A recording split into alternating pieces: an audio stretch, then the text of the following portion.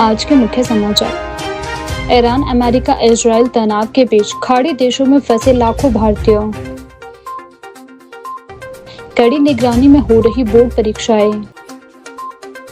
पश्चिमी विक्षोभ की सक्रियता से हिमाचल में मौसम बदलेगा।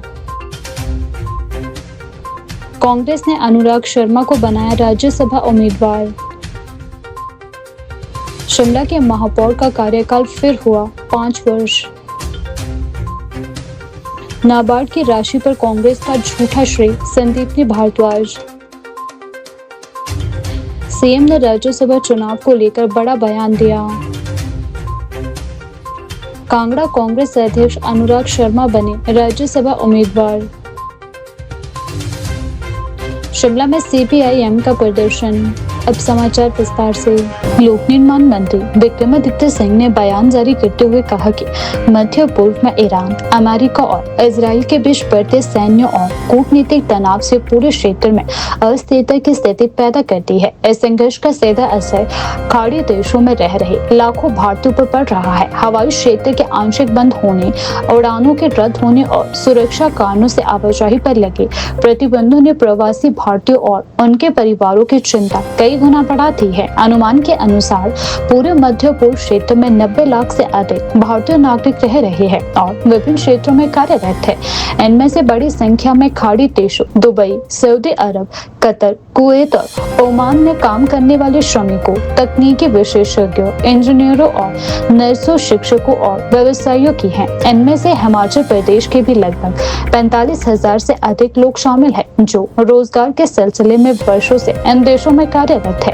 राज्य के कांगड़ा, हमीरपुर, ऊना, मंडी और सिरमौर जिलों से बड़ी संख्या में युवा खाड़ी देशों में नौकरी कर रहे हैं। विक्रमादित्य सिंह ने बताया कि वर्तमान हालात के कारण उनके परिवारों में गहरी चिंता बढ़ती जा रही है। क्षेत्र में बढ़ते तनाव के चलते कई अंतर्राष्ट्रीय उड़ानों को रद्द या स्थगित कर दिया गया है। कुछ देशों ने सुरक्षा कारणों से अपने हवाई क्षेत्र अस्थायी रूप से बंद कर दिए हैं। इससे भारत लौटने की योजना बना चुके अनेक भारतीय नागरिक फंस चुके हैं।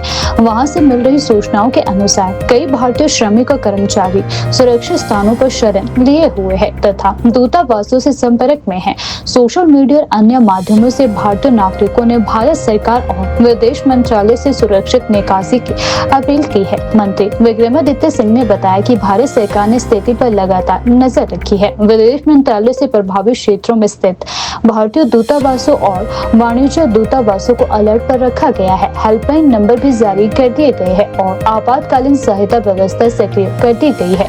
नमस्कार साथियों, ये संदेश मेरा खास करके जो हमारे हिमाचली साथी अभी जो मिडिल ईस्ट में कॉन्फ्लिक्ट अमेरिका, इजराइल और ईरान के बीच चला हुआ है, उसमें बहुत से हमारे हिमाचली भाई बहन उस क्षेत्र में फंसे हुए हैं। करीबन 45,000 लोग हैं जो दुबई में, यूएई में, कुवैत में, कतर में, ओमान में और ईरान में कार्यरत हैं, कार्य कर रहे हैं या और उद्देश्य से वहां पे शिक्षा ग्रहण करने के लिए गए हैं।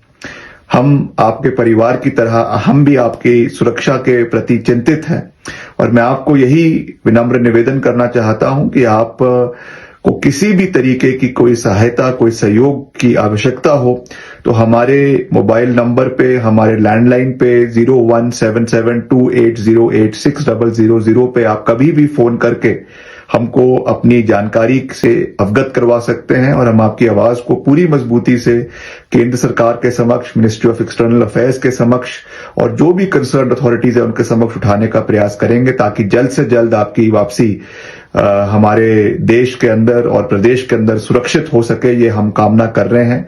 मैं जानता हूं कि एक बहुत मुश्किल घड़ी है, आपके सभी परिवारजन भी हिमाचल में आपके लिए चिंतित होंगे और जब हम आपको अपने परिवार का सदस्य मानते हैं तो हमारी भी चिंताएं उतनी ही आपके प्रति है। तो कोई भी चीज के लिए आप हमें संपर्क कर सकते हैं और हम पूरा सहयोग आपकी सुरक्षित वापसी की पूरा प्रयास हम आने वाले समय में करेंगे, इसका मैं आपको पूरा विश्वास दिलाना चाहता हूं। सुरक्षित रहे, अपने घर पे रहें और जब तक ये पूरा सिलसिला ठीक नहीं हो जाता तब तक अनावश्यक कारणों से घर से बाहर ना निकले, यही मेरा आपसे निवेदन रहेगा। जय हिंद, जय हिमाचल। बोर्ड परीक्षाओं की जानकारी देते हुए नाहन शमशेर स्कूल के प्रिंसिपल ने जानकारी दी। उन्होंने जानकारी देते हुए बताया कि हिमाचल प्रदेश स्कूल शिक्षा बोर्ड की वार्षिक परीक्षाएं 3 मार्च से आरंभ हो चुकी हैं। बोर्ड ने इस बार परीक्षाओं को पूरी तरह पारदर्शी, निष्पक्ष और गोपनीय बनाए रखने के लिए सख्त दिशा निर्देश जारी किए हैं। बोर्ड प्रबंधन ने स्पष्ट किया है कि परीक्षा की गरिमा के साथ किसी भी प्रकार का समझौता स्वीकार नहीं किया जाएगा। सभी परीक्षा केंद्रों को सुरक्षा और अनुशासन के कड़े मानकों का पालन करने के निर्देश दिए गए हैं। शमशेर स्कूल नाहन के प्रिंसिपल राजकुमार चौहान ने बताया कि इस बार बोर्ड परीक्षाएं पूरी सतर्कता और निगरानी से कराई जा रही है। उन्होंने कहा कि परीक्षा की गरिमा के साथ कोई समझौता नहीं किया जाएगा। सभी केंद्र अधीक्षकों को स्पष्ट निर्देश दिए गए हैं कि बोर्ड द्वारा जारी दिशा निर्देशों का कड़ाई से पालन किया जाए। किसी भी प्रकार की लापरवाही पाए जाने पर अनुशासनात्मक कार्यवाही की जाएगी। उन्होंने यह भी कहा कि परीक्षा से पहले सामग्री की सावधानी पूर्वक जांच करने से कई संभावित परेशानियों से बचा जा सकता है। इससे न केवल परीक्षा प्रक्रिया सुचारू रहती है बल्कि छात्रों का समय भी बर्बाद नहीं होता है। और बड़े व्यवस्थित ढंग से यहाँ पे परीक्षा चल रही है, जिसमें हमारा सीसीटीवी कैमरे जो हैं वो लगातार उसकी कवरेज कर रहे हैं और हमने इन्वर्टर से इनको जोड़ा है, जिससे कि लाइट जाने पर भी हमारे कैमरे की जो निगरानी है वो प्रॉपर रहेगी। और जैसा कि हमारे को आदेश थे वो उनका हमने पालन किया है। और यहाँ पे टोटल हमारे 214 बच्चों को आज के दिन में अलॉट हुए थे, जिसमें से +2 के तो एक ही बच्चा था वो प्रेजेंट है, लेकिन मैट्रिक में एक बच्चा नहीं एब्सेंट है और 213 जो हमारे बच्चे यहाँ पे प्रेजेंट हैं। विभिन्न स्कूलों के यहाँ पे सेंटर, जैसे हमारा 4 स्कूल और यहाँ पे जो प्राइवेट स्कूल हैं उनका भी सेंटर वो स्कूल में ही है। और हमने बड़ी इस निगरानी रखी हुई है कि मैं पर्सनली भी विजिट करता हूँ चारों तरफ को, और हमारे स्टूडेंट हैं और भी जितने भी हमारे कर्मचारी इसमें लगे हुए हैं बड़ी जी जान से और बड़े अच्छे तरीके से सेंटर को चलाने की कोशिश कर रहे हैं। हिमाचल प्रदेश में आने वाले दिनों में मौसम में बड़ा बदलाव देखने को मिल सकता है। मौसम विभाग के अनुसार पश्चिमी विक्षोभ की सक्रियता के कारण राज्य के कई हिस्सों में मौसम बिगड़ने की संभावना जताई गई है। विशेष रूप से ऊंचाई वाले क्षेत्रों में हल्की बारिश और बर्फबारी का पूर्वानुमान लगाया गया है। मौसम विभाग केंद्र शिमला के अनुसार 7 से 10 मार्च के बीच प्रदेश के कई इलाकों में मौसम करवट ले सकता है। हाल के दिनों में प्रदेश भर में मौसम साफ रहने और लगातार धूप खिलने से तापमान में उल्लेखनीय बढ़ोतरी दर्ज की गई है। पिछले 24 घंटों के दौरान कई मौसम केंद्रों पर अधिकतम तापमान में 2 से 4 डिग्री सेल्सियस तक की वृद्धि दर्ज की गई है। इसके अलावा अधिकांश स्थानों पर अधिकतम तापमान सामान्य से 3 से 11 डिग्री सेल्सियस तक अधिक रिकॉर्ड किया गया है। तापमान में अचानक बढ़ोतरी के कारण दिन और रात के तापमान के बीच अंतर भी काफी बढ़ गया है, जिससे सुबह और रात के समय हल्की ठंड का एहसास बना हुआ है, जबकि दिन के समय गर्मी महसूस की जा रही है। मौसम विभाग के अनुसार अगले 2 से 3 दिनों में राज्य के कई क्षेत्रों में न्यूनतम और अधिकतम तापमान में धीरे धीरे 2 से 3 डिग्री सेल्सियस तक की बढ़ोतरी होने की संभावना जताई जा रही है। हालांकि इसके बाद मौसम में बदलाव आने के संकेत है। पश्चिमी विक्षोभ के सक्रिय होने से प्रदेश के ऊंचाई वाले और मध्य पहाड़ी क्षेत्रों में तापमान में गिरावट भी देखने को मिल सकती है। अनुमान है कि अगले कुछ दिनों में ऊंचे पहाड़ों और आसपास के क्षेत्रों को छोड़कर बाकी इलाकों में तापमान में 2 से 8 डिग्री सेल्सियस तक की गिरावट दर्ज की जा सकती है। मौसम विभाग केंद्र शिमला द्वारा जारी पूर्वानुमान के अनुसार 7 मार्च से 9 मार्च के बीच राज्य के ऊंचे पहाड़ी इलाकों में कुछ स्थानों पर हल्की बारिश और बर्फबारी की संभावना है। इन क्षेत्रों में मौसम के बदलने से ठंड फिर से बढ़ सकती है। वहीं 10 मार्च को राज्य के मध्य और उच्च पहाड़ी क्षेत्रों के साथ साथ निचले पहाड़ियों मैदानी इलाकों में भी कुछ स्थानों पर हल्की बारिश या बर्फबारी होने की संभावना जताई जा रही है। मौसम विभाग का कहना है कि इस दौरान आसमान में बादल छाए रह सकते हैं और कुछ स्थानों पर हवाओं की गति भी बढ़ सकती है। इससे तापमान में गिरावट आने के साथ साथ मौसम ठंडा हो सकता है। पहाड़ी क्षेत्रों में रहने वाले लोगों और पर्यटकों को मौसम में अचानक बदलाव के लिए सतर्क रहने की सलाह भी दी जा रही है। विशेषज्ञों का कहना है कि पश्चिमी विक्षोभ के प्रभाव से पहाड़ी क्षेत्रों में बर्फबारी और बारिश होने से जल स्रोतों को भी फायदा मिल सकता है। इससे नदी और झरनों में भी पानी की मात्रा बढ़ेगी और आने वाले गर्मियों के मौसम में जल संकट को कुछ हद तक कम करने में मदद मिल सकती है। मौसम विभाग के अनुसार 10 मार्च के बाद प्रदेश में मौसम धीरे धीरे साफ होने लगेगा। सप्ताह के बाकी दिनों में अधिकांश क्षेत्रों में मौसम शुष्क रहने की संभावना है। हालांकि ऊंचे पहाड़ी क्षेत्रों में हल्के बादल बने रह सकते हैं। मौसम विशेषज्ञों का मानना है कि मार्च के महीने में पश्चिमी विक्षोभ की सक्रियता के कारण इस तरह के मौसम परिवर्तन सामान्य होते हैं। इससे पहाड़ों में कभी कभी बर्फबारी और बारिश का दौर देखने को मिलता है, जिससे तापमान में उतार चढ़ाव बना रहता है। प्रदेश के लोगों को सलाह दी गई है कि मौसम विभाग द्वारा जारी अपडेट पर नजर बनाए रखें और मौसम के अनुसार अपने दैनिक कार्यों की योजना बनाएं। खासकर पहाड़ी इलाकों में यात्रा करने वाले लोगों को मौसम की स्थिति को ध्यान में रखते हुए सावधानी बरतनी चाहिए। लंबे इंतजार और कई दिनों से चल रही अटकलों के बाद गुरुवार को नामांकन के आखिरी दिन कांग्रेस पार्टी ने हिमाचल प्रदेश से राज्यसभा चुनाव के लिए अपने उम्मीदवार के नाम का ऐलान कर दिया है। मीडिया से लेकर सोशल मीडिया तक कई बड़ी नेताओं के नाम चर्चा में थे, लेकिन कांग्रेस ने कांगड़ा जिला कांग्रेस अध्यक्ष अनुराग शर्मा के नाम की घोषणा कर सभी को चौंका दिया। पार्टी ने वरिष्ठ नेताओं के बजाय एक जिला अध्यक्ष पर भरोसा जताते हुए उन्हें राज्यसभा के लिए उम्मीदवार बनाया है। पार्टी के इस फैसले के बाद प्रदेश की राजनीति में हलचल तेज हो गई है।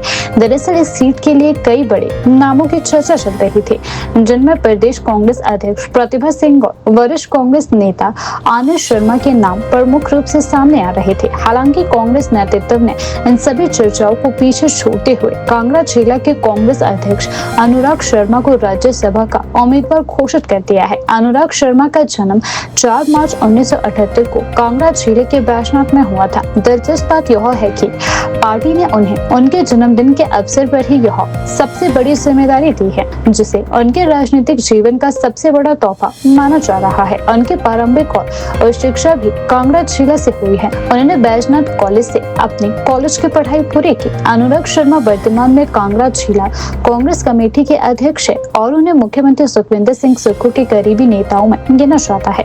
बताया जा रहा है कि उन्होंने पार्टी संगठन में लंबे समय तक जमीनी स्तर पर काम किया और संगठन के भीतर उनकी सक्रिय भूमिका रही है। उन्होंने अपनी राजनीतिक यात्रा छात्र राजनीति से शुरू की। एनएसयूआई के साथ जुड़कर उन्होंने अपने राजनीतिक करियर की शुरुआत की और धीरे धीरे संगठन में आगे बढ़ते गए। वर्ष 1994 में वह कांग्रेस पार्टी से जुड़े और तब से लगातार संगठन के लिए सक्रिय रूप से काम करते रहे हैं।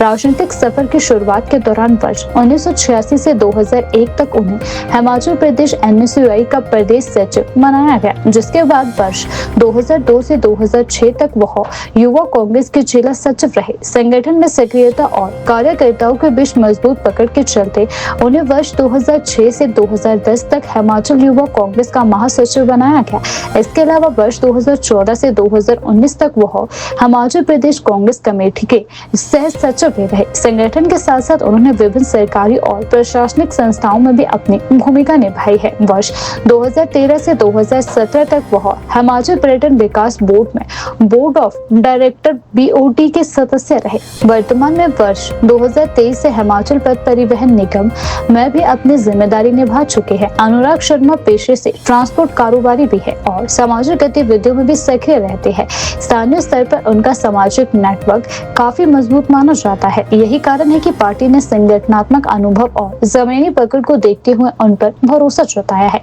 खास बात यह है कि अनुराग शर्मा बीट बिल्डिंग पैराग्लाइडिंग एसोसिएशन के अध्यक्ष भी है। यह एसोसिएशन अंतरराष्ट्रीय स्तर की पैराग्लाइडिंग प्रतियोगिताओं के आयोजन में महत्वपूर्ण भूमिका निभाती है। बीट बिल्डिंग विश्व स्तर पर पैराग्लाइडिंग के लिए प्रसिद्ध स्थल माना जाता है और यहाँ हर साल अंतरराष्ट्रीय प्रतियोगिताएं आयोजित की जाती है। अनुराग शर्मा को 2 महीने पहले ही कांगड़ा जिला कांग्रेस कमेटी का अध्यक्ष बनाया गया था। इससे पहले वह प्रदेश कांग्रेस कमेटी के सचिव के रूप में भी अपनी सेवाएं दे चुके हैं। संगठन में उनकी सक्रियता और कार्यकर्ताओं के साथ मजबूत जुड़ाव को देखते हुए पार्टी ने उन्हें यह बड़ी जिम्मेदारी सौंपी है। मुख्यमंत्री सुखविंदर सिंह सुक्खू ने अनुराग शर्मा को राज्यसभा चुनाव के लिए उम्मीदवार बनाए जाने पर उन्हें बधाई दी और शुभकामनाएं भी दी। उन्होंने कहा कि अनुराग शर्मा ने संगठन के लिए लंबे समय तक काम किया है और उन्हें पूरा विश्वास है कि वह पार्टी की उम्मीदों पर खरे उतरेंगे। एनएसयूआई से अपनी राजनीतिक यात्रा शुरू करने वाले अनुराग शर्मा ने अब देश की सबसे बड़ी पंचायत यानी राज्यसभा तक पहुंचने से महज एक कदम दूर है। कांग्रेस पार्टी ने उन्हें जन्मदिन के दिन जीवन का सबसे बड़ा राजनीतिक तोहफा दिया है। राजधानी शिमला की नगर निगम राजनीति में एक बार फिर बड़ा बदलाव देखने को मिल रहा है। इस विषय पर प्रतिक्रिया देते हुए महापौर सुरेंद्र चौहान ने कहा कि पहले महापौर और उप महापौर के कार्यकाल की अवधि 2.5 साल थी, लेकिन अब राज्यपाल द्वारा इसे फिर से 5 साल कर दिया गया है। ऐसे में शिमला में महापौर को बीच कार्यकाल में बदला नहीं जाएगा और वह पूरे 5 वर्षों तक इस पद पर बने रहेंगे।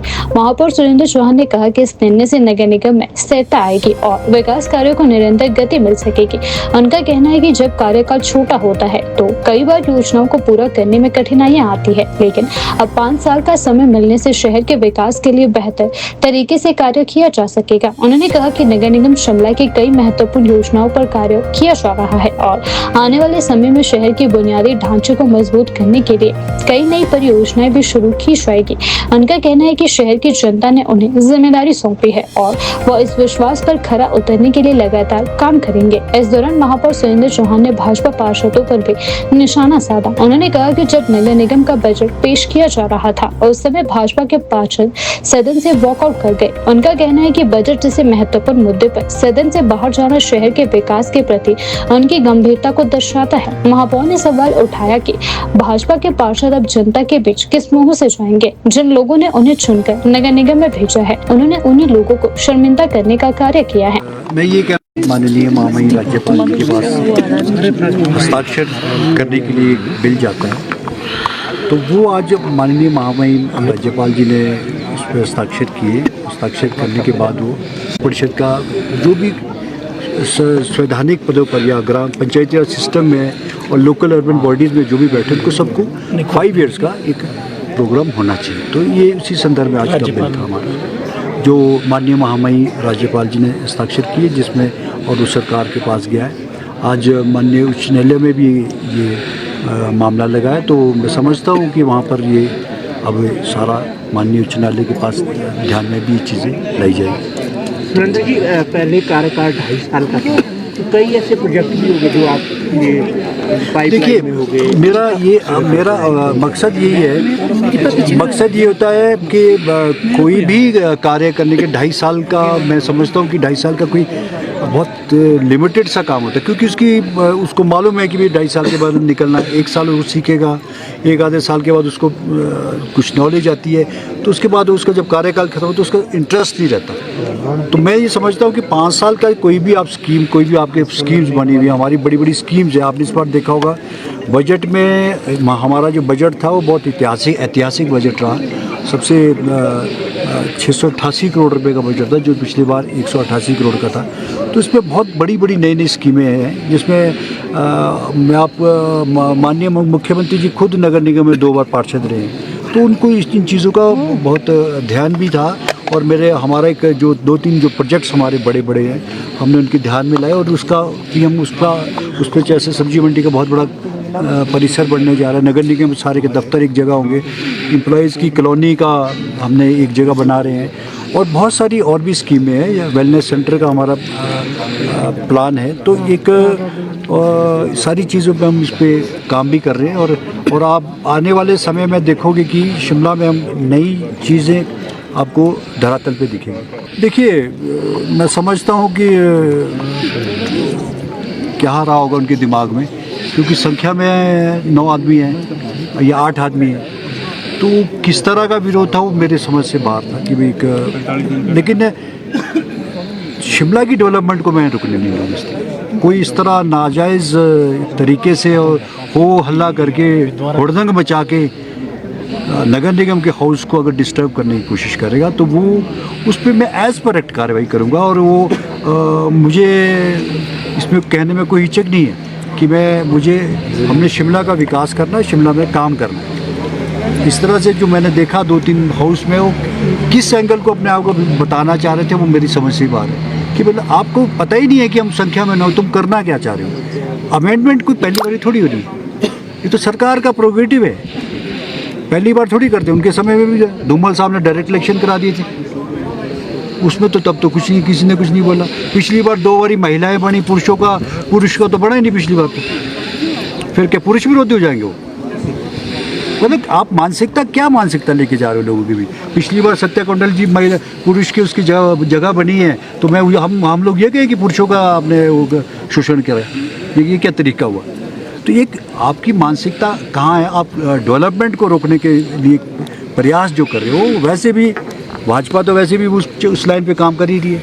चाहे आरडीजी का विरोध है, तो ये तो विरोधी है, हिमाचल विरोधी वैसे ही है। आरडीजी का विरोध वैसे कर रहे, आपदा में इन्होंने साथ नहीं दिया है ना, डिजास्टर के समय इन्होंने साथ नहीं दिया, उसमें वॉकआउट किया। तो एक हमारा बजट था। आप इस चीज़ से अंदाज़ा लगा सकते हैं कि जिन लोगों ने बजट को सुना तक नहीं, वो पहले ही अपने आप डिक्लेयर कर देगी बजट झूठ का पुलिंदा है, फलाना पुलिंदा है। जब बजट सुना गया तब आंखें खुली कि तो बजट तो कुछ और था। तो अपनी फेस सेविंग को लिए अब वो ये सब ड्रामेबाजी चल रही थी, क्योंकि धरातल पे जो था ना, वो धरातल पे इनको मालूम नहीं था कि बजट किस तरह से पेश होगा। आज एक आम शहरी हमारे इस बजट की तारीफ कर रहा है, प्रेज कर रहा है कि नई सोच, नए विजन के साथ हम काम कर रहे हैं। तो ये मेरा इनसे निवेदन है कि आप उन लोगों से भी धोखा मत करो जिन लोगों ने आपको चुना है। बजट में आप पार्टिसिपेट नहीं करो, आपका तो कंट्रीब्यूशन ही कोई नहीं रहा, फिर आप किस मुंह से लोगों के बीच जाओगे। हिमाचल प्रदेश विधानसभा में मुख्यमंत्री सुखविंदर सिंह सुक्खू ने राज्यसभा चुनाव को लेकर बड़ा बयान दिया। उन्होंने कहा कि कांगड़ा जिला कांग्रेस अध्यक्ष अनुराग शर्मा को राज्यसभा के लिए उम्मीदवार बनाना कांग्रेस पार्टी की नई सोच और खुले विजन को दर्शाता है। मुख्यमंत्री ने कहा कि पार्टी ने एक जमीनी कार्यकर्ता को आगे बढ़ाकर यह स्पष्ट संदेश दिया है कि कांग्रेस संगठन में मेहनत और समर्पण के आधार पर किसी भी कार्यकर्ता को बड़ा अवसर मिल सकता है।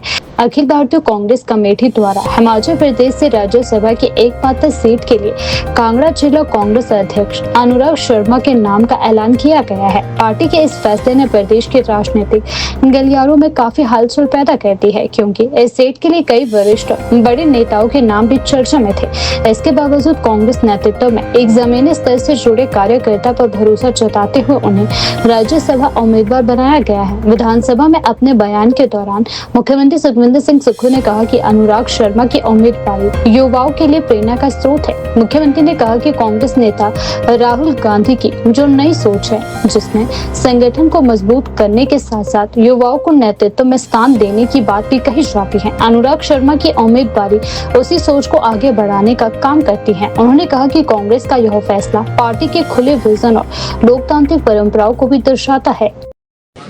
माननीय राहुल गांधी जी की उस सोच का धन्यवाद करती है, जिसमें एक आम कार्यकर्ता को, जिसने अपना जीवन एनएसएस से स्टार्ट किया, यूथ कांग्रेस से स्टार्ट किया और जिला कांग्रेस कमेटी का अध्यक्ष बने, एक ऐसे कार्यकर्ता को राज्यसभा में भेजने का निर्णय लिया है जो कांग्रेस की विचारधारा से पिछले 30 साल से जुड़ा था। हम श्री राहुल गांधी जी का और माननीय श्री खड़गे जी का धन्यवाद करते हैं कि ऐसे कार्यकर्ताओं को चुनकर वो राज्यसभा में भेज रहे हैं जो पिछले कई वर्षों से पार्टी से जुड़े हुए थे, जिन्होंने कभी सपने में भी नहीं ये सोचा था कि हम कभी राज्यसभा की सीट के लिए जाएंगे। और ये अभी जो संगठन सृजन हुआ उसके माध्यम से ये जिला कांग्रेस कमेटी के कांगड़ा के अध्यक्ष बने। पीछे संगठन से काफ़ी सालों से जुड़े हुए थे। सब लोगों से चर्चा करने के बाद इनका नाम घोषित किया गया, पिछले कल इनका नाम घोषित किया। मुझे खुशी है कि राहुल गांधी जी ने और खड़गे जी ने एक आम कार्यकर्ता को राज्यसभा में पहुंचने का मौका मिला। इसके लिए हिमाचल प्रदेश की सरकार और हिमाचल प्रदेश की कांग्रेस कमेटी के हमारे अध्यक्ष, हम सब लोगों ने इसमें चर्चा की और इसका हम सब लोगों का, हम माननीय राहुल गांधी जी का, खड़गे जी का बहुत बहुत धन्यवाद करते हैं। सर, इससे जो कांगड़ा बड़ा जिला है, राजनीतिक समीकरण 2027 के लिए उसका भी लाभ होगा। देखिए, सबसे बड़ी खासियत क्या है कि राजनीतिक समीकरण तो परिस्थितियों के हिसाब से बनते रहते हैं और बिगड़ते रहते हैं।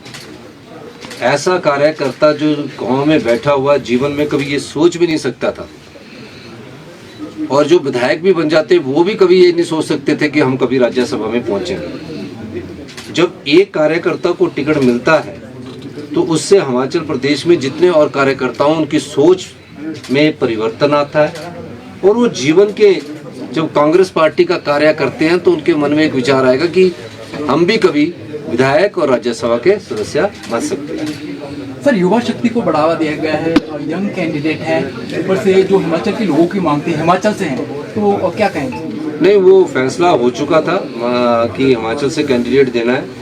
पीसीसी अध्यक्ष से भी चर्चा हुई कि हिमाचल का ही कैंडिडेट होना चाहिए। मेरी इनसे जब दिल्ली में बात हुई तो हम सब लोगों दोनों हमारी एक राय थी कि इस बार कैंडिडेट हिमाचल से होना चाहिए। बाहर का कैंडिडेट आके सेंटीमेंट्स थोड़े से हमारे हर्ट होते हैं।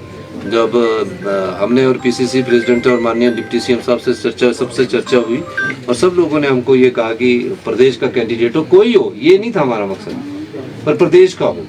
और प्रदेश का कैंडिडेट हो पर राहुल गांधी जी की सोच थी कि कार्यकर्ता होना चाहिए। और जो कार्यकर्ता में जो सरकारी ओहदों में जिनको पार्टी ने ओहदे दिए हैं सरकारी क्षेत्र में, उनको भी विचार नहीं किया जाए, कोई ऐसा कार्यकर्ता दिया जाए जो पार्टी से जुड़ा हो। इस संदर्भ में अनुराग शर्मा जी जो कांगड़ा जिला से है, उनका नाम नामांकित किया गया है। सर, पिछली बार भाजपा ने कैंडिडेट दिया था, इस बार नहीं दिया है, इसको किस तरीके से देखें? नहीं, भाजपा दे देती कैंडिडेट, हमारे को कोई नहीं। मेरे आपने देखा होगा, मैंने तो कहा कि भाजपा अगर कैंडिडेट देती तो भी उनको हार का मुंह देखना पड़ना था, क्योंकि 40 जो 20 बार विधानसभा क्षेत्र से आए, वो काफ़ी जो 40 जो विधायक है वो कांग्रेस की विचारधारा से जुड़े हुए लोग हैं। तो कांग्रेस की विचारधारा के जो लोग हैं वो कमिटेड है, वो बिकने वाले नहीं है, उनकी एक नैतिकता है। और जिन विधायकों की नैतिकता है, 40 के 40 विधायकों की नैतिकता है। जिनकी नैतिकता नहीं थी वो पिछले विधानसभा क्षेत्र में बिक चुके थे, इसलिए हमें इस बार कोई डर नहीं था। अखिल भारतीय कांग्रेस कमेटी ने हिमाचल प्रदेश से राज्यसभा की एकमात्र सीट के लिए कांगड़ा जिला कांग्रेस अध्यक्ष अनुराग शर्मा को अपना प्रत्याशी घोषित किया है। पार्टी के इस फैसले ने प्रदेश की राजनीति में नई चर्चा को जन्म दे दिया है। युवा चेहरे के तौर पर उभरे अनुराग शर्मा को कांग्रेस नेतृत्व द्वारा राज्यसभा के लिए उम्मीदवार बनाए जाने को संगठन में युवाओं को आगे बढ़ाने की दिशा में एक महत्वपूर्ण कदम माना जा रहा है। अनुराग शर्मा वर्तमान में कांगड़ा जिला कांग्रेस कमेटी के अध्यक्ष है और पेशे से व्यवसायी है। खास बात यह है कि उन्हें महज 2 महीने पहले ही कांगड़ा जिला कांग्रेस का अध्यक्ष बनाया गया था और इतने कम समय में उन्हें राज्यसभा उम्मीदवार घोषित किया जाना उनके राजनीतिक सफर पर बड़ा पड़ाव माना जा रहा है। अनुराग शर्मा सामाजिक और खेल गतिविधियों से जुड़े रहे हैं। वह बीट बिलिंग पैराग्लाइडिंग एसोसिएशन के अध्यक्ष भी रह चुके हैं। बीट बिलिंग विश्व स्तर पर पैराग्लाइडिंग के लिए प्रसिद्ध स्थल है और यहाँ अंतर्राष्ट्रीय स्तर की प्रतियोगिताएं भी आयोजित होती रहती हैं। राजनीतिक पृष्ठभूमि की बात करें तो अनुराग शर्मा ऐसे परिवार से आते हैं जिसका स्थानीय राजनीति में लंबा अनुभव रहा है। उनके पिता प्यारेलाल शर्मा ग्राम पंचायत बीट से 6 बार पंचायत प्रधान रह चुके हैं और 1 बार पंचायत समिति के अध्यक्ष भी रहे हैं। ऐसे में राजनीतिक और सामाजिक सेवा का वातावरण उन्हें परिवार से ही मिला है। राज्यसभा चुनाव के लिए नामांकन पत्र दाखिल करने के बाद अनुराग शर्मा ने मीडिया से बातचीत करते हुए कांग्रेस हाईकमान और कांग्रेस नेता राहुल गांधी का आभार व्यक्त किया। उन्होंने कहा कि पार्टी नेतृत्व में उन्हें इतनी बड़ी जिम्मेदारी देकर जो विश्वास जताया है वह उनके लिए आभारी है और इस भरोसे पर पूरी तरह खरा उतरने का वह प्रयत्न करेंगे। उन्होंने कहा कि यह उनके जीवन का पहला मौका है और जब उन्हें इतनी बड़ी जिम्मेदारी दी गई है उन्होंने इसे अपने लिए सम्मान के साथ साथ एक बड़ी जिम्मेदारी भी बताया। अनुराग शर्मा ने कहा कि वह कांग्रेस पार्टी की विचारधारा और संगठन की नीतियों को आगे बढ़ाने के लिए पूरी मेहनत और ईमानदारी के साथ कार्य करेंगे। सबसे पहले तो मैं मेरे इष्ट देव बाबा भोलेनाथ का मैं उनके चरणों में कोटि कोटि नमन करता हूं। उसके बाद मैं जो मेरा पार्टी हाईकमान हमारे नेता जो हमारे लीडर श्री मल्लिकार्जुन खड़गे जी, मेरे नेता श्री राहुल गांधी जी और मेरे आदर्श और प्रदेश के मेरे नेता माननीय मुख्यमंत्री ठाकुर सुखविंदर सिंह सुक्खू जी, हमारे पीसीसी प्रेसिडेंट विनय कुमार जी और हमारे जितने मंत्री, हमारी जो कांग्रेस पार्टी के वरिष्ठ मंत्रीगण और सभी मैं विधायकों का और कांग्रेस कार्यकर्ताओं का बहुत बहुत धन्यवाद करता हूं। मैं आपको बताना चाहूँगा कि मुझे आशा नहीं थी कि मुझे इस पद के लिए चुना जाएगा, क्योंकि ये पहली बार जो हमारे कांग्रेस हाईकमान राहुल गांधी जी की सोच थी कि एक ऐसे कार्यकर्ता को, मैंने 14 साल से जो है अपना छात्र जीवन शुरू किया था, उसमें मैं NSCI में यूथ कांग्रेस में माननीय मुख्यमंत्री जी के साथ यूथ कांग्रेस में NSCI में और प्रदेश कांग्रेस कमेटी में मेरे को रहने का मौका मिला। मेरे लिए एक बहुत बड़ी बात है और एक ऐसे कांग्रेस कार्यकर्ता के लिए, भारत के एक कांग्रेस कार्यकर्ता के लिए बहुत बड़ी बात है कि एक ऐसे जो बिल्कुल ज़मीन से जुड़े हुए, जिसने पार्टी के लिए काम किया है, ऐसे जो कार्यकर्ता को आज राज्यसभा के लिए प्रत्याशी बनाया गया। मैं आपको बताना चाहूँगा, मैं छात्र जीवन से मैंने संघर्ष से राजनीति की है। मैं हिमाचल के मुद्दों को प्रदेश स्तर पर, देश स्तर पर जहाँ भी मुझे मौका मिलेगा मैं पूरी हिमाचल की आवाज़ को उठाऊंगा। मैं आपको आज सभी मीडिया बंधुओं का धन्यवाद करता हूं और आपको आश्वस्त करता हूं कि हिमाचल की आवाज़ को पूरे राज्यसभा में या अपने सदन में पूरी तरह पूरी मजबूती के साथ उठाऊंगा। बताना चाहूँगा जैसे जो हमारा जो सृजनात्मक अभियान था जिसमें मेरे को जो जिला कांगड़ा का अध्यक्ष चुना गया था, एक युवा को अध्यक्ष चुना गया था, तो मैं तो अपनी पहली स्पीच से यही बात बोल रहा हूँ कि मैं आश्वस्त करता हूँ कि 15 की 15 सीटें कांग्रेस की झोली में आएंगी। और चाहे थोड़ा विलंब हुआ लेकिन हम कांग्रेस पाठशाला के तो वो विद्यार्थी हैं जो तो लास्ट के 2 महीनों में चुनाव जीतते हैं। हर एक कार्यकर्ता संगठित है। जल्द ही हमारी जो ब्लॉक कांग्रेस और डीसीसी की घोषणा हो जाएगी और फिर मैं आश्वस्त करूंगा कि कांगड़ा जिला इस बार जो निर्णायक भूमिका जो माननीय मुख्यमंत्री जी का मिशन रिपीट का सपना है, बिल्कुल 2027 के चुनावों में 15 की 15 सीटें जो है कांग्रेस की झोली। संसद में सबसे बड़ा मुद्दा जैसे सरकार ये जो भाजपा की सरकार आई थी बेरोजगारी के मुद्दे के ऊपर, उन्होंने करोड़ों जो हर साल की करोड़ों नौकरियां देने का वायदा किया था जिसमें पूरी तरह विफल रहे हैं। और मैं अगर अपने प्रदेश की बात करूं जैसे आरडीजी जो हमारी ग्रांट बंद की है, बिल्कुल हमारे के साथ हिमाचल प्रदेश के साथ एक ऐसा सौतेला व्यवहार जो किया जा रहा है, इसकी आवाज़ को मैं वहाँ पे उठाऊंगा, हर मंच पे इस आवाज़ को उठाऊंगा। पहली बार मैं फिर धन्यवाद करूंगा हमारे नेता राहुल गांधी जी का और प्रदेश के मुख्यमंत्री ठाकुर सुखविंदर सिंह सुक्खू जी का और पूरी कांग्रेस पार्टी का, सारे जो हमारे नेता हैं कि जब कल मुझे मैं तो होली खेल रहा था, जब AICC ऑफिस से फ़ोन आया और उन्होंने मेरे को जब बधाई दी तो वहाँ से मेरे को फ़ोन आया कि आपको बधाई, और उन्होंने मेरे से प्रश्न पूछा कि मैंने कहा जी आपको भी बहुत बधाई। तो जब प्रश्न पूछा कि किस चीज़ की पता है बधाई, मैंने कहा जी होली की बधाई। बोलते नहीं, आपको आप राज्यसभा के उम्मीदवार हो सकते हैं, आप अपने पेपर्स कंप्लीट कीजिए। तो मेरे लिए तो ये बहुत एक इमोशनल ये चीज़ थी कि मेरे को ऐसे लग रहा था कि मैं सपना देख रहा हूँ। तो मेरे जैसे कार्यकर्ता के लिए, और मैं तो बाबा भोलेनाथ का भक्त हूँ, मैं तो जब मेरे को पता लगा मैं सबसे पहले बाबा बैजनाथ में मैंने वहाँ जाके माथा टेका और मैं फिर अपनी पार्टी का कि एक ऐसे कार्यकर्ता को पहली बार मौका दिया है, आगे के लिए भी संकेत है। हमारी पार्टी में अगर लोग जो कार्यकर्ता हैं, मैं अपनी जब से जिला अध्यक्ष बना हूँ, मैंने पहली स्पीच में धर्मशाला में मैंने बोला था कि कार्यकर्ता बड़ा है, संगठन बड़ा है, ना कि नेता MLA मंत्री बड़े नहीं हैं। अगर कार्यकर्ता होंगे तो नेता और मंत्री बनेंगे। तो हमारा कार्यकर्ता के लिए एक बहुत अच्छा मैसेज है। अगर आज मेरे को एक जो नॉर्मल कार्यकर्ता को बनाए तो क्यों नहीं भविष्य में हमारी तरह कई कार्यकर्ता बनेंगे, तो जरूर हमारे कार्यकर्ता जो है इससे बूस्ट होकर काम करेंगे। भाजपा प्रदेश प्रवक्ता संदीपनी भारद्वाज ने ओडी बेथल सड़क के जीर्णोद्वार को लेकर सरकार पर तीखा हमला बोला। उन्होंने आरोप लगाया कि केंद्र सरकार द्वारा स्वीकृत धनराशि पर प्रदेश सरकार और कांग्रेस नेता झूठ श्रेय लेने का प्रयास कर रहे हैं, जो तथ्यों को तोड़ मरोड़ कर प्रस्तुत करने का उदाहरण है। संदीपनी ने कहा कि ओडी बेथल सड़क के जीर्णोद्वार की पट्टिका कांग्रेस के पूर्व प्रदेश अध्यक्ष एवं वर्तमान राष्ट्रीय प्रवक्ता व विधायक कुलदीप सिंह राठौर द्वारा रखी गई, जिसमें स्वीकृत राशि को विधायक निधि या प्रदेश सरकार के खाते में दर्शाने का प्रयास किया गया। उन्होंने स्पष्ट किया कि इस परियोजना के लिए लगभग 20 करोड़ रुपए की राशि राष्ट्रीय कृषि और ग्रामीण विकास बैंक नाबार्ड के माध्यम से केंद्र सरकार द्वारा स्वीकृत की गई थी, जबकि राज्य सरकार की भूमिका केवल DPR तैयार कर प्रस्ताव भेजने तक सीमित है।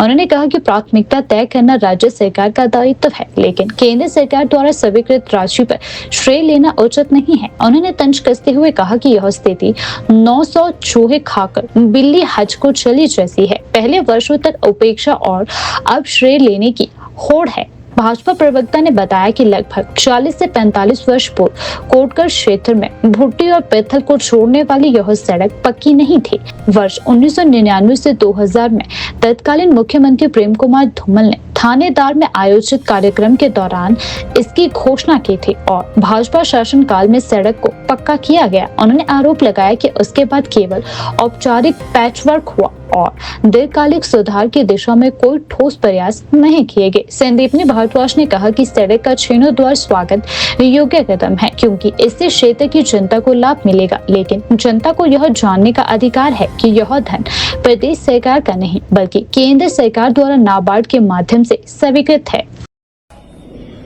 व्यवस्था परिवर्तन का एक और नमूना कल सामने आया, जब आज से 40-45 साल पूर्व बनी हुई सड़क ओडी से बित्थल,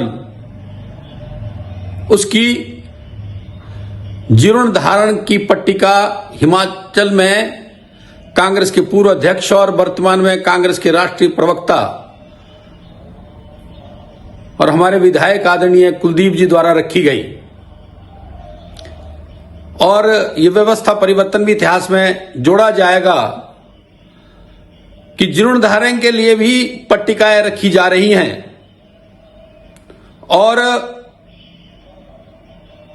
मुझे हैरानी हुई जब उन्होंने कहा कि ये जो धन इसमें लगा है उसको वो अपने विधायक निधि से या अपने प्रदेश से के फंड से लेके आए, जबकि हकीकत यह है कि यह पैसा नाबार्ड से सैंक्शन हुआ। हिमाचल प्रदेश की सरकार ने डीपीआर भेजी। यह हो सकता है कि विधायक जी ने अपनी प्राथमिकता दिखाई हो, लेकिन यह पैसा पूर्ण रूप से केंद्र सरकार का है। एग्रीकल्चर विभाग के तहत जो नाबार्ड बैंक आता है, उस बैंक ने यह 20 करोड़ रुपए सड़क के लिए सैंक्शन दिया। और मैं एक बात और बताना चाहता हूं अपने इन सब मित्रों से कि ये 40-45 साल पहले जब ये सड़क हमारे कोटगढ़ क्षेत्र में भुट्टी और बित्थल को जोड़ने वाली बनी थी, तो ये सड़क पक्की नहीं हो पाई थी। 1999 और 2000 में जब हिमाचल प्रदेश के मुख्यमंत्री आदरणीय प्रेम कुमार धूमल जी थे, उनका एक कार्यक्रम हमने थानेदार में स्वागत समारोह रखा था और उन्होंने वहां पे घोषणा करके ना केवल घोषणा की, इसको सड़क को पक्का करने का आदेश दिया। और ये भारतीय जनता पार्टी के समय में ओडी से बित्थल तक की सड़क पक्की, उससे पहले वहां के लोग धूल ही फांकते थे। उसके बाद इसमें पैचवर्क ही होता रहा, कोई अच्छा काम नहीं हुआ। हां, ठीक है कि आज ये सड़क को जीर्णोद्धारण करने का शिलान्यास रखा गया और उस पर पैसे खर्च होंगे, लेकिन ये पैसे भी हिमाचल प्रदेश सरकार के नहीं हैं, ये केंद्र के नाबार्ड के पैसे हैं। इसलिए उस बात का कोई श्रेय ले। हमारे विधायक जी सज्जन आदमी हैं और उनकी सज्जनता का नुकसान कुमार सिंह ठेव की जनता को है, क्योंकि उनके मुख्यमंत्री उनकी बात नहीं सुनते या वो सुनाना नहीं चाहते।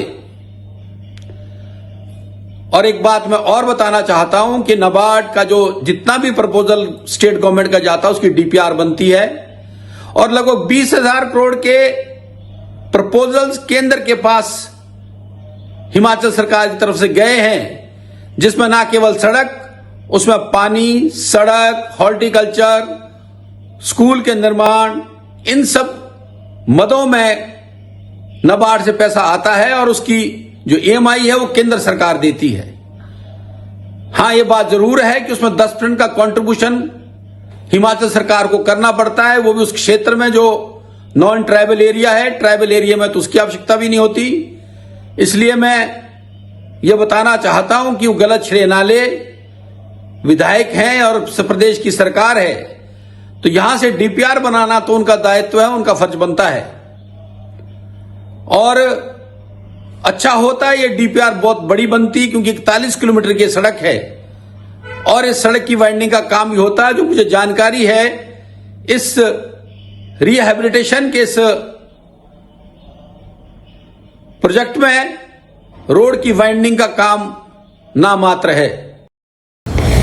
राजधानी शिमला में आज उपायुक्त कार्यालय के बाहर सीपीआईएम के कार्यकर्ताओं ने धरना प्रदर्शन किया। यह प्रदर्शन ईरान सहित अन्य देशों पर कथित रूप से युद्ध का माहौल बनाने और अमेरिकी साम्राज्यवाद तथा इजरायली नीतियों के विरोध में आयोजित किया गया। प्रदर्शन के दौरान पार्टी कार्यकर्ताओं ने नारेबाजी करते हुए अंतर्राष्ट्रीय स्तर पर शांति बनाए रखने की मांग की। धरना प्रदर्शन में शामिल सीपीआईएम नेताओं और कार्यकर्ताओं ने कहा कि दुनिया में बढ़ते सैन्य तनाव और युद्ध की स्थिति मानवता के लिए खतरा है। उनका कहना है कि बड़े देश अपनी ताकत का इस्तेमाल कर छोटे और विकासशील देशों पर दबाव बनाने की कोशिश कर रही है, जो वैश्विक शांति के लिए सही नहीं है। प्रदर्शन के दौरान CPIM नेता राकेश सिन्हा ने कहा कि ईरान लंबे समय से भारत का मित्र देश बना रहा और भारत के ऊर्जा क्षेत्र में भी उसका महत्वपूर्ण योगदान रहा है।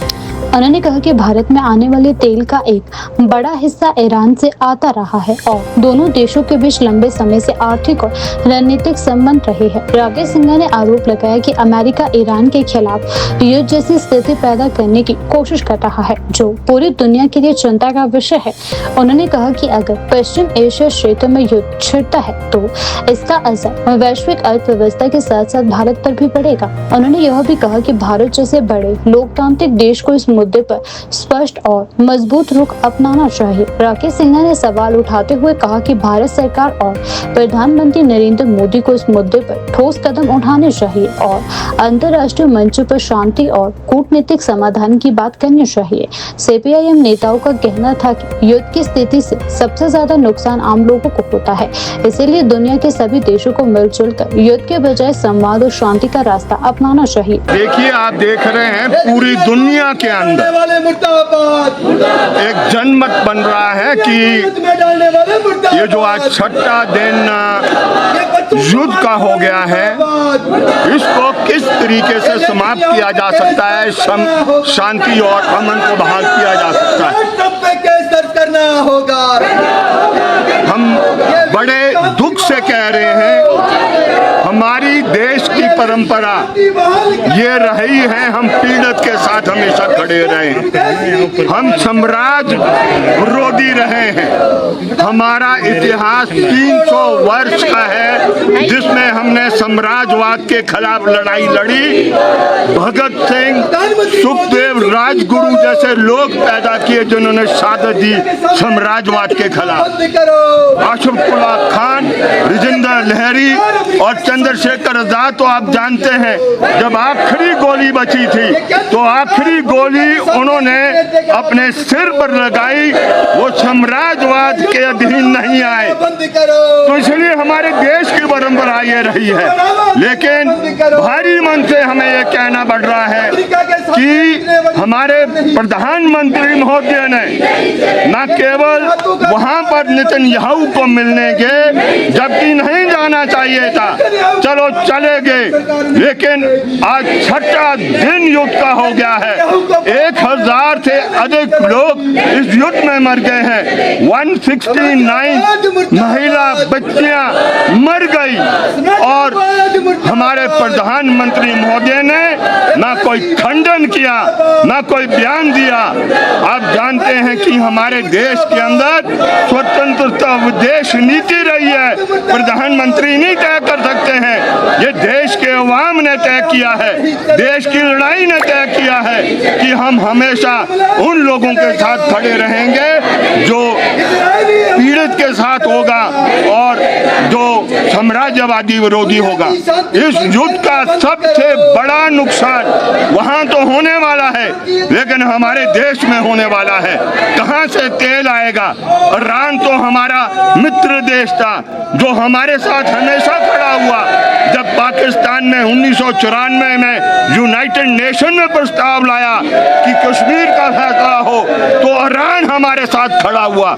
आज शर्म आती है हमें इस बात को बोलते हुए कि हमारा प्रधानमंत्री वो उनके साथ खड़ा है, लेकिन बोल नहीं पा रहा है। ये सबसे दुखद बात है। इसलिए हमारी पार्टी व्यापक एकता को कायम करते हुए हम एक ऐसा जनमत इस देश के अंदर पैदा करना चाहेगा जो पुरानी परंपराओं को जिंदा रखेगा।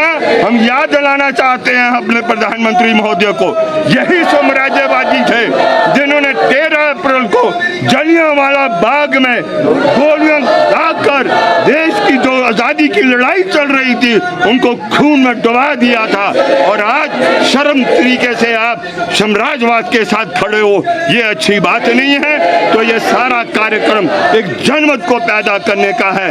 हमारी आवाज छोटी हो सकती है, हमारी आवाज ये आगे तक नहीं पहुंच पाती होगी, लेकिन हम इस बात के लिए क्लियर है कि हम देश के अंदर एक ऐसा जनमत पैदा करेंगे जिससे तीसरा महायुद्ध बचे और आने वाले समय के लिए जो बहुत नुकसान हमारे देश को होने वाला है उससे भी हम बच पाएं।